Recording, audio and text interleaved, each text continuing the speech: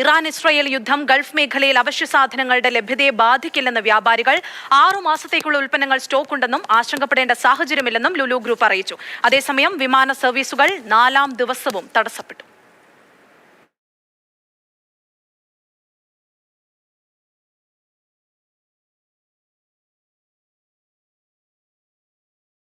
Israel Iran യുദ്ധം ഇന്ധന വിലവർധനയ്ക്കൊപ്പം അവശ്യ സാധനങ്ങളുടെ വിലവർധനയ്ക്ക് കൂടി കാരണമായേക്കുമെന്ന് റിപ്പോർട്ടുണ്ടായിരുന്നു. എന്നാൽ ഇത്തരമൊരു സാഹചര്യം ഉടൻ ഉണ്ടാകില്ലെന്നാണ് ഗൾഫിലെ പ്രമുഖ റീറ്റെയിൽ ശൃംഖലയായ ലുലു ഗ്രൂപ്പ് അടക്കമുള്ളവർ വ്യക്തമാക്കുന്നത്.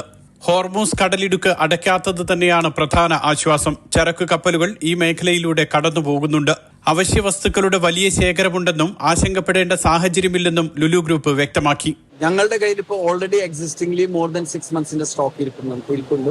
അതല്ലാതെ തന്നെ ഇൻ കേസ് എന്തെങ്കിലും അങ്ങനത്തെ ഷോർട്ടേജ് വരികയാണെന്നുണ്ടെങ്കിൽ കൊണ്ടുവരാനുള്ള എല്ലാ അറേഞ്ച്മെന്റ്സും ഞങ്ങൾ ചെയ്യുന്നുണ്ട്. You know that we have got 26 sourcing officers across. അപ്പോൾ that is not going to be a problem for us. അസംസ്കൃത എണ്ണയുടെ വില ഇന്ന് നേരിയ തോതിൽ കുറഞ്ഞതും ആശ്വാസമാണ്. അതേസമയം വിമാനയാത്രക്കാരുടെ ദുരിതം അവസാനിച്ചിട്ടില്ല. ഒമാനിൽ നിന്നും കോഴിക്കോട്ടേക്കുള്ള വിമാനം 10 മണിക്കൂറോളമാണ് വൈകിയത്.